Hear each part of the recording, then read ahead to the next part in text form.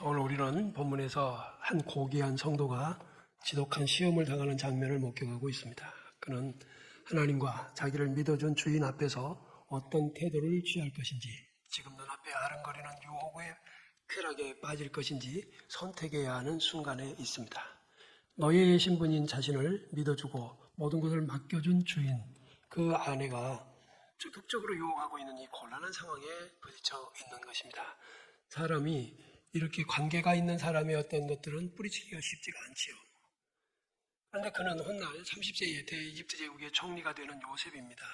그가 30살, 30대에 두 아들을 낳고 그 이름을 므낫세라, 또 하나는 에브라임이라고 하는 데서 지금 이 순간이 어떤 것인지 유추해 볼 수가 있는데 41장 51절 2절에 보면 그의 장남의 이름을 므낫세라고 합니다. 므낫세라고 하는 것은 보디발의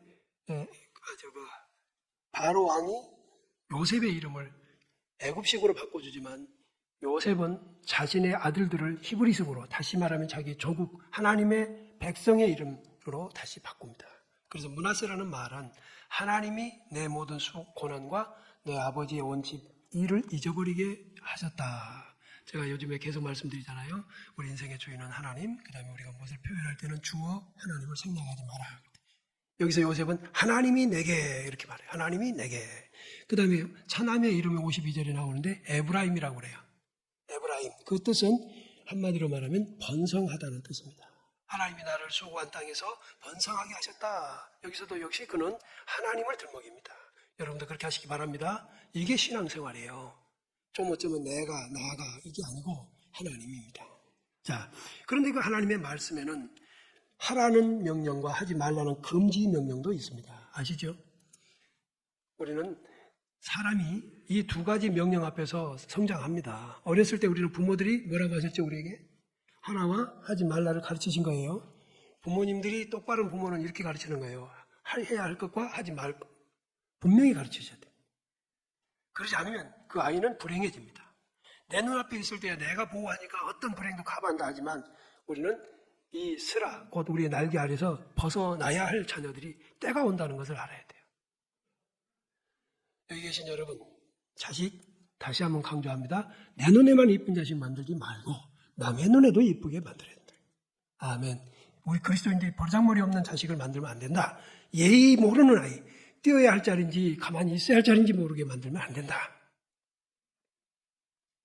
이것은 설교와 관계가 없지만 여러분께 꼭 부탁드립니다. 이 땅에 그리스도의 문화가 오도록 대한민국 땅에 그리스도인들이 뛰어난 리더십을 갖추고 주목의 대상이 되게 하기 위해서는 자식 잘 길러야 된다는 거예요. 자, 우리는 하나님과의 관계 속에서 살고 있음을 제가 늘 강조하죠. 좋은 관계는 좋은 해석을 낳아요.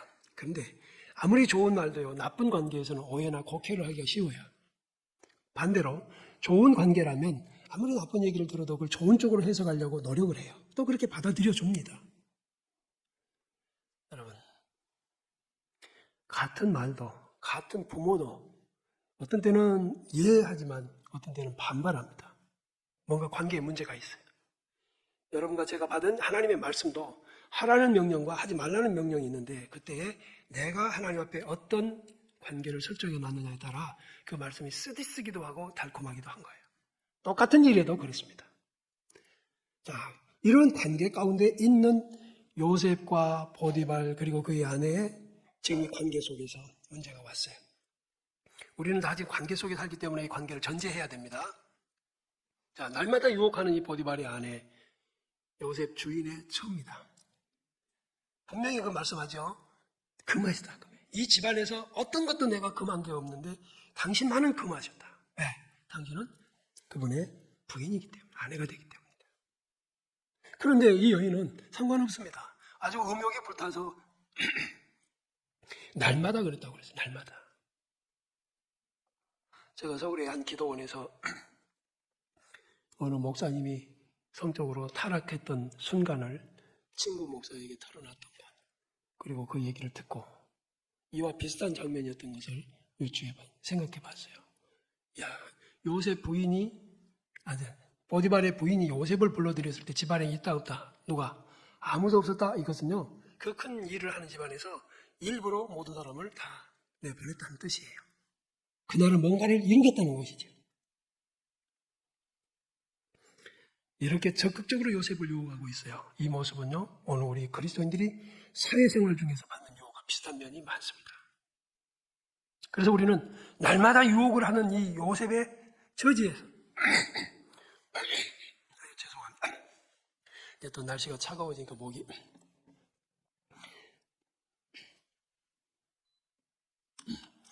우리가 믿음을 지키려고 할 때 정말 주의할 거거든요. 우리 믿음을 방해하는 것은 박해자보다 더 강한 힘이 유혹하는 사람이에요. 박해는 정체라도 알겠고 내가 마주대어서 막아내려고라도 하겠는데 은근히 쳐들어오는 이 유혹은요, 달콤하거든요. 한 번만 하면 된다거든요. 마태복음 24장 4절에서 주님은 제자들에게 너희가 사람의 미혹을 받지 않도록 주의하라 라고 말씀하세요. 미혹이라고 하는 이 원어의 뜻은 길을 잃다, 잘못 인도되다 하는 뜻입니다. 그러니까 너희는 아무에게라도 잘못 인도되지 않도록 주의해라 하는 뜻이에요. 그런데 말세를 주님이 설명하시되 그 말씀하셨거든요. 그 말세의 현상 중에는 미혹이 많다는 거예요. 그래서 지금 이단이 얼마나 많습니까? 제자들은 종말의 현상, 종말의 때가 언젠가에 관심이 있었지만 주님은 그래 이런 때야라고 말씀하시기 전에 항상 너희는 그 상관하지 말고 너희가 맡은 직분 잘 감당하되 유혹에 빠져들지 않도록 자기 관리를 잘해라 라고 말씀하시는 거예요. 여러분, 우리를 유혹하려고 하는 모든 것들은 자기의 본 모습 드러내지 않습니다. 야욕을 감추고 변장합니다. 그래서 사탄이 우리 크리스천들에게 주는 가장 치명적인 해를 입힐 때는 광명한 천사로 등장할 때입니다. 분간을 못하고 진짜인 줄 알고 들어가는 거예요. 요즘에 보이스피싱이 그렇죠? 최상의 선으로 보이는 것이 최악의 올무가 될 수 있다는 것도 여러분 기억하셔야 됩니다. 요바로 가서 배를 타고 다시스로 도망가던 요나는 마침이라고 하는 최상의 순간을 만나는 것 같지만 그게 사실은 최악의 경우를 향해 가고 있었던 것이에요. 그러므로 우리는 분별력을 갖추는 성도가 돼야 돼요. 미혹이라고 하는 것은요, 비슷한 것으로 유혹해서 타락하게 하는 것을 말한다. 쉽게 말하자면 비슷해요. 그러니까 모르겠는 거예요. 그래서 시작은 비슷해. 근데 끝이 잘못된 거, 그 이단이라고 그랬잖아요. 신천지를 비롯한 모든 이단들의 특징이 성경 가지고 시작하고 성경으로 말합니다. 그러나 그 끝을 따라가 보면 잘못 인도되어 있습니다. 어디로요? 예수 십자가 떠나게 돼 있어요. 자기들의 교주를 예수님을 대체하는 자리에다 놨어요. 그때 가서서 돌이키려고 하면 쉽지가 않습니다. 하와를 유혹한 뱀은 하나님의 말씀과 비슷한 자기의 말로 하와를 미혹하지요. 역시 하나님께서 말씀하신 선악과, 사탄도 역시 선악과를 주제로 해서 말합니다. 하나님의 말씀은 모든 거짓된 미혹으로부터 성도들을 보호해 줄 텐데 우리가 하나님의 말씀을 너무 안 믿고 배우지 않고 분별력 없는 거예요. 일반적으로 우리는 이 예수님을 대적하는 존재를 적그리스도라고 그러거든요. 그 사람들은 자기가 그리스도라고 그래요. 자기가 구원자라 그 말입니다. 자기가 나한테 와야 구원한다. 이만희가 그런 것이고 과거에 박대선이나 이런 사람들이 그랬었어요. 그런데 이제 이 시간에 우리가 살고 있는 이 시대에는 복음을 변질시키고 교회를 어지럽히는 세상 풍조도 적그리스도라고 볼 수 있습니다. 여러분, 그렇게 무슨 말이죠? 우리를 십자가에서 구원하신 예수 그리스도의 십자가의 은혜가 헛되게 만드는 게, 이게 구원받지 못하게 만드는 게 적그리스도가 아니고 무엇이겠어요? 이 적그리스도가 세 가지로 드러납니다. 날마다 우리를 유혹하는데 우리가 알지도 못하는 사이에 이 날마다 이 세 가지 유혹 속에 있어요. 첫째가 인본주의. 인본주의라는 말은 하나님은 따로 계시잖아요. 그런데 하나님의 영역을 차지해요, 인간이. 이게 인본주의예요. 그래서 특징은 하나님이 아닌 인간이 영광을 받아요. 인간은 모든 것을 위해서 모든 것이 인간을 위해서 존재한다고 그들은 주장합니다. 인간의 뜻과 의지는 계속적으로 이 세상에서 선하게 진행이 될 것이다. 그래서 하나님이 필요 없다, 이제. 이게 바로 하나님을 떠난 인간 중심의 사상이에요. 여러분 속에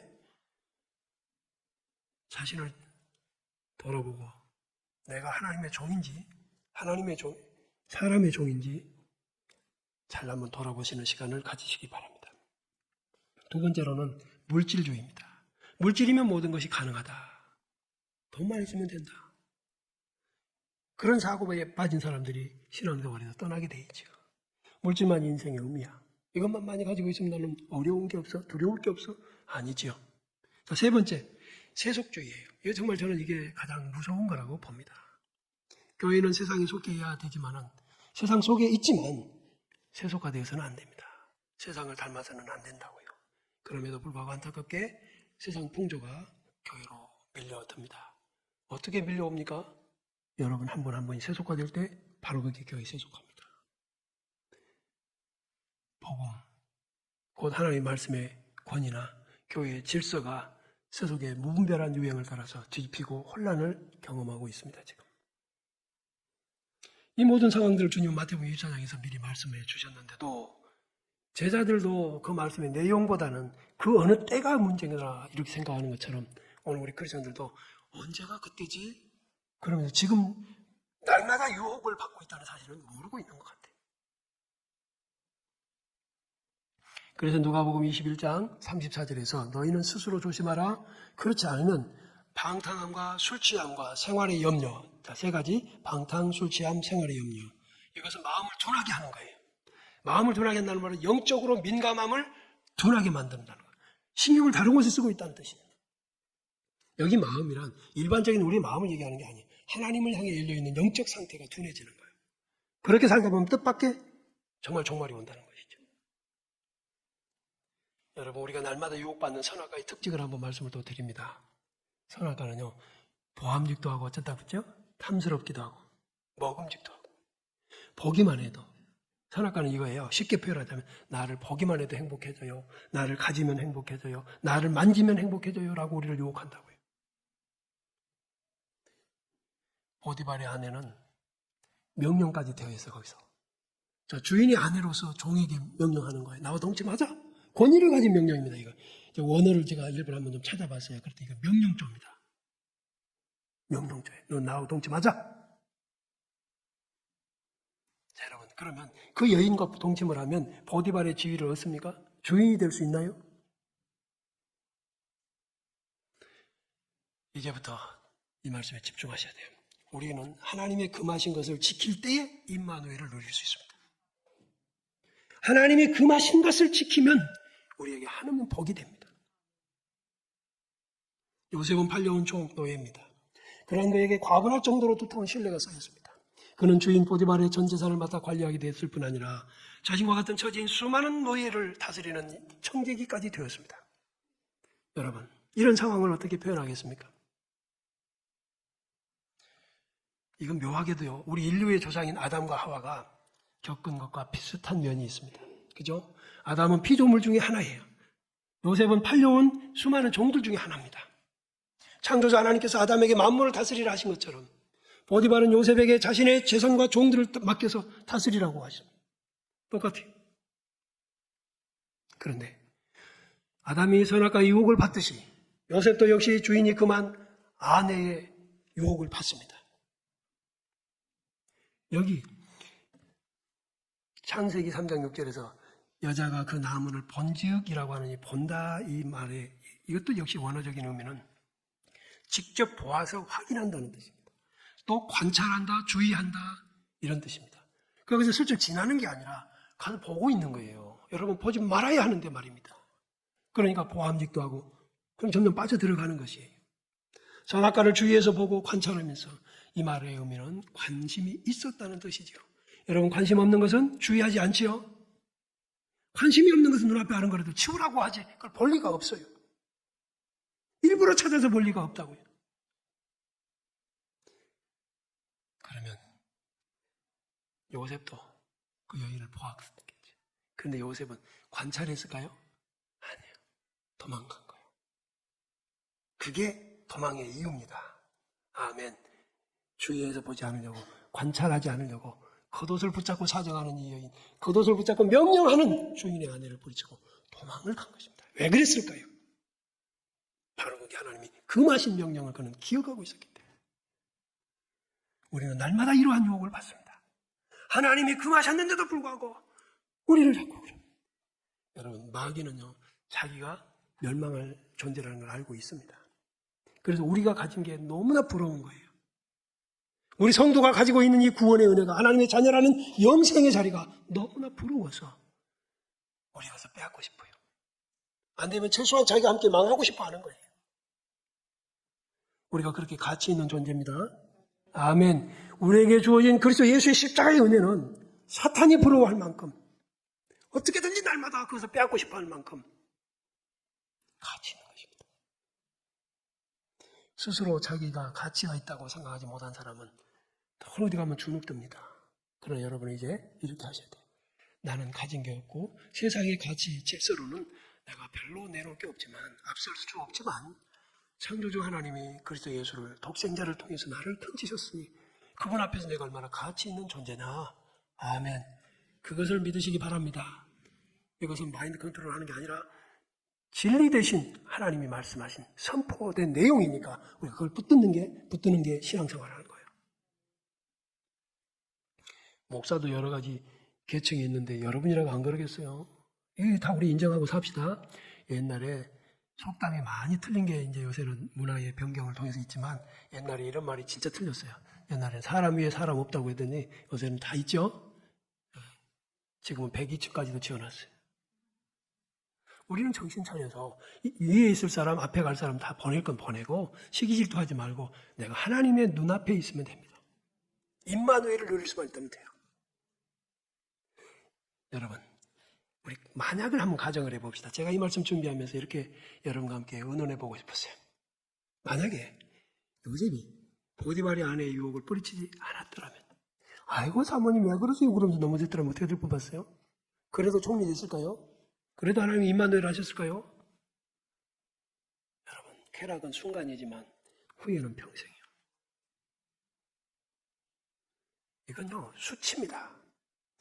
여러분 다른 건 몰라도 성범죄는 자기 몸 안에 있다 그래서 이건 인격적인 문제가 되거든요. 인격적인 문제. 성범죄 짓는 사람은 인격이 야비해져요. 꼭 그 잡아먹으려고 유혹하는 어떤 것과 같은 거예요. 성범죄하는 사람은 상대를 유혹하잖아요. 유혹해요. 사실 알고 보면 요셉의 일생에서 남편이 있는 이 여인 하나는 사실 별다른 의미가 없어요. 아주 작은 가치예요. 그죠? 나중에 보면 총리 대신 되고 천하를 호령하는 그 요셉의 일생에서 이 여인, 남편이 있는 이 여인 하나는 정말 별것 아닙니다. 그런데 그 순간만큼은 선악과처럼 강력한 파괴력을 가지고 그를 유혹하는 것이었어요. 지금 여러분도 그래요. 돌아보면 그렇습니다. 그렇지만 우리는 이런 유혹을 받으면 선악과처럼 혼돈에 빠집니다. 아주 강한 끌림을 느끼게 됩니다. 이때에 관찰하지 말고 도망가셔야 됩니다. 그 자리를 떠나야 합니다. 왜? 모든 죄는 지나서 보면 별것 아닙니다. 하지만 유혹의 순간에는 하나님을 잊어버릴 만큼 대단한 힘을 가진 것이 죄예요. 자기 부하의 아내를 범한 다윗의 경우가 그렇습니다. 그는 왕들이 출전할 때를 벗어나서 그만 왕궁에 남아있다가 지붕을 거닐다가 남의 아내, 더군다나 그 충신 우리아의 아내를 데려다가 그러자 하나님은 그 모든 과정을 보고 계셨어요. 기억합시다. 요셉이 보디발의 아내의 유혹을 뿌리치는 순간도 보셨고 다윗의 순간도 보셨고 지금 우리의 순간도 보고 계십니다. 범죄한 이후에 죄를 덮으려고 가진 노력을 다하는 다윗은 살인죄를 추가하지요. 그리고 야비하게 요압 장군과 결탁을 해가지고 그렇게 친서를 써주면서 이 충신을 죽이게 만듭니다. 죽이게. 그리고 죽었다고 보고하는 신하 앞에서 이게 작전이 미스로 이렇게 됐다니까 진노할 줄 알았는데 하는 말이 칼은 이 사람이나 저 사람이나 가리지 않는다. 이 말 한마디가 다윗의 남은 생애에 쫓아다닙니다.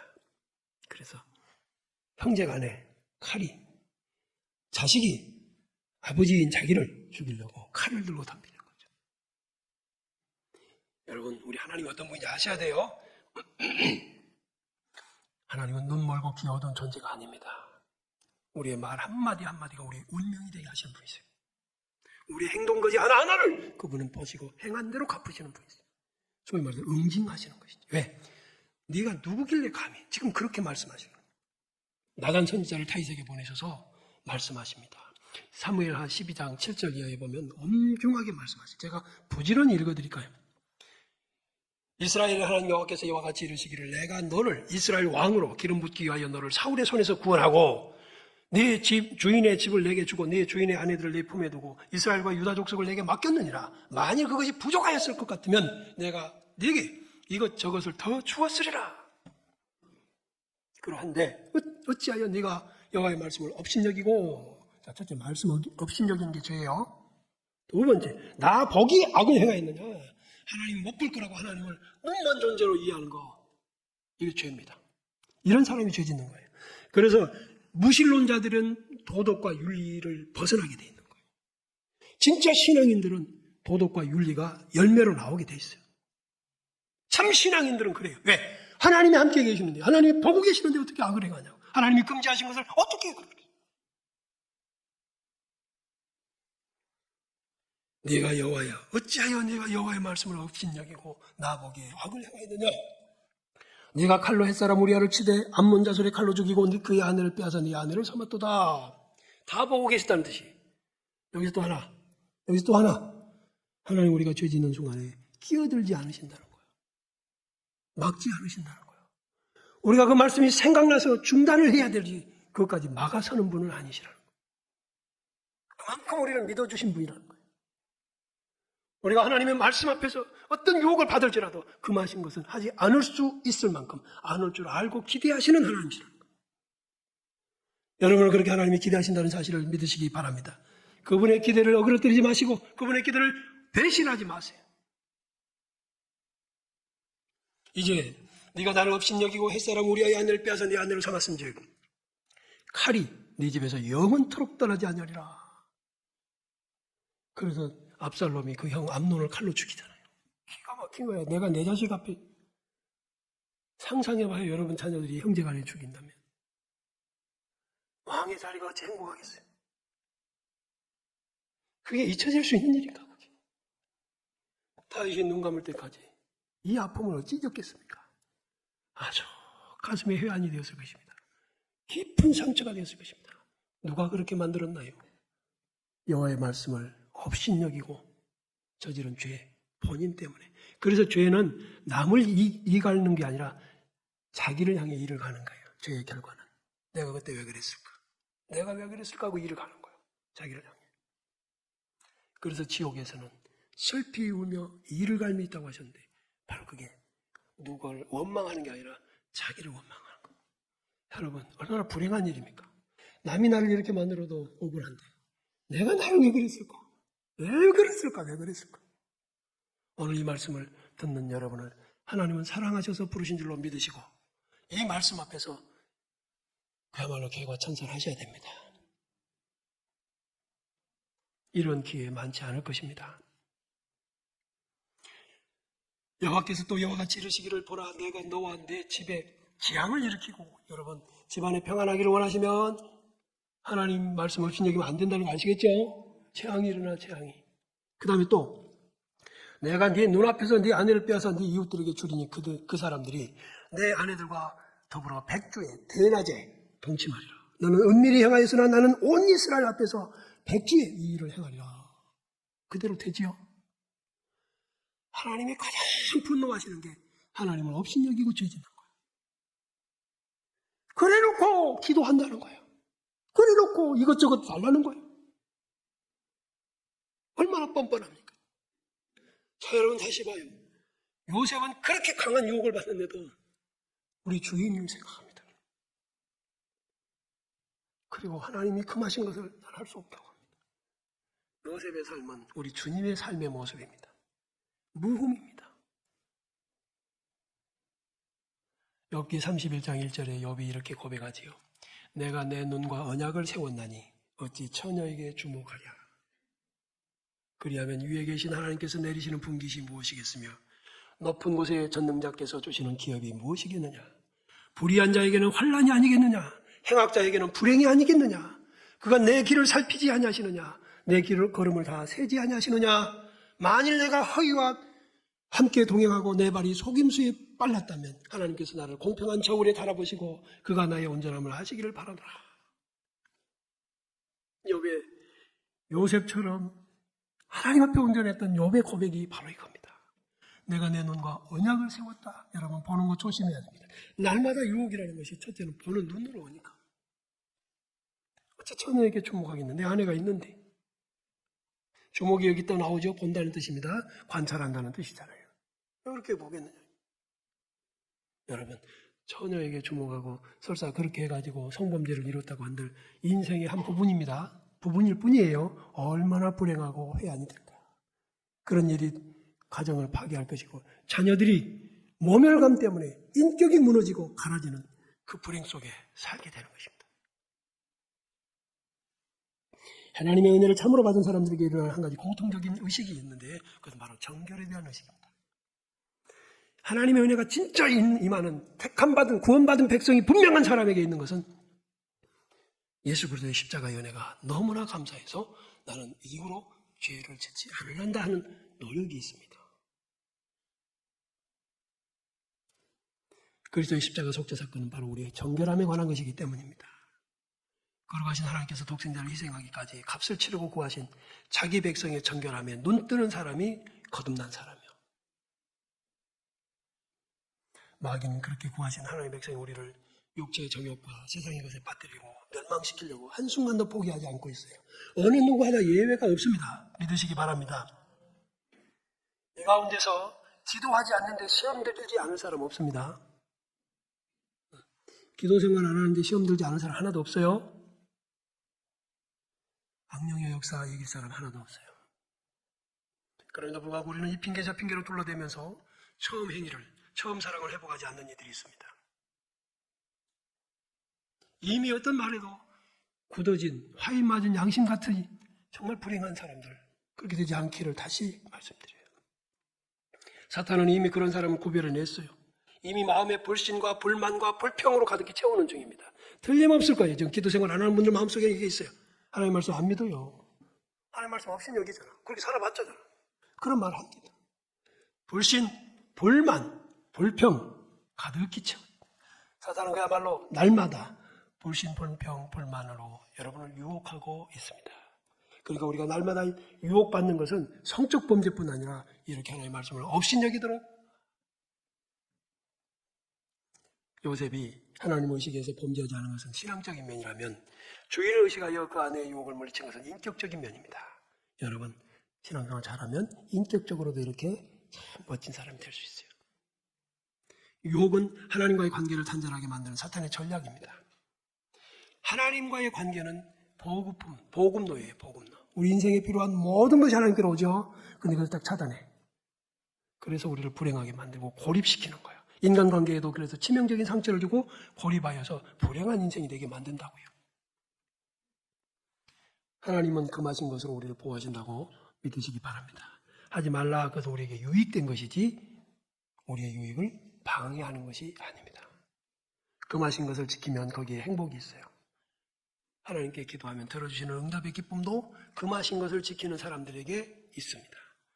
교회 여러분, 자녀를 기르면서 아이들에게 단 한 가지도 금한 적이 없습니까? 한 번도 그건 하지 말아라고 한 적이 없이 아이를 길러냈습니까? 그런 적 없습니다. 그럴 리가 없습니다. 오히려 하는 대로 내버려뒀다면 아이는 지금 정상적인 사람이 아니었을 거예요. 신체적으로도 여기저기 상처 투정이고 어쩌면 죽었을지도 모르죠. 아이들이 어쩌면 그렇게 안 좋은 것을 많이 좋아하는지, 그죠? 단 것 좋아하고 커피, 콜라, 칼 다 달래잖아요. 우리 그리스도인들은 세례를 받을 때 이미 하나님께 서약한 바가 있습니다. 하나님의 말씀대로 살겠다고 한 것입니다. 하나님의 말씀은 그리스도 예수 독생자를 십자가에 내주시고 우리를 정결하게 하신 것이었으며 이제는 그것을 지키기 위한 세상에 젖어들지 않도록 자기를 지키는 것이 신앙생활입니다. 술과 담배를 멀리하고 음란한 세상을 경계해서 십자가 보혈의 은총을 보존하는 것, 이게 신앙생활이에요. 술과 담배는 아무것도 아닌 게 아니라 내가 세속화되었습니다 라는 상징적인 면입니다. 요셉은 유혹을 받을 때 자신이 하나님의 종이라는 것과 또한 사람의 종이라는 것을 기억하고 있었습니다. 그럼 그것을 판단의 기준으로 삼았어요. 우리도 유혹의 순간에 이런 신앙적 자세가 필요합니다. 남은 평생 평안을 누리고 임마누엘의 복을 누리시기를 바랍니다. 꼭 그렇게 되셔야 돼요. 잠시 순간의 쾌락을 누리다가 남은 생애를 고통과 해안에 젖어 살지 않게 되기를 주의 이름으로 축복해 드립니다. 여러분의 결단에 달렸습니다. 그 결단은 아주 짧은 순간에 좌우되는데 유혹의 순간, 바로 그 찰나적인 때 보아야 할 것과 보지 말아야 할 것, 그것입니다. 이번 한 주간도 여러분 승리하시기를 주의 이름으로 축복해 드립니다.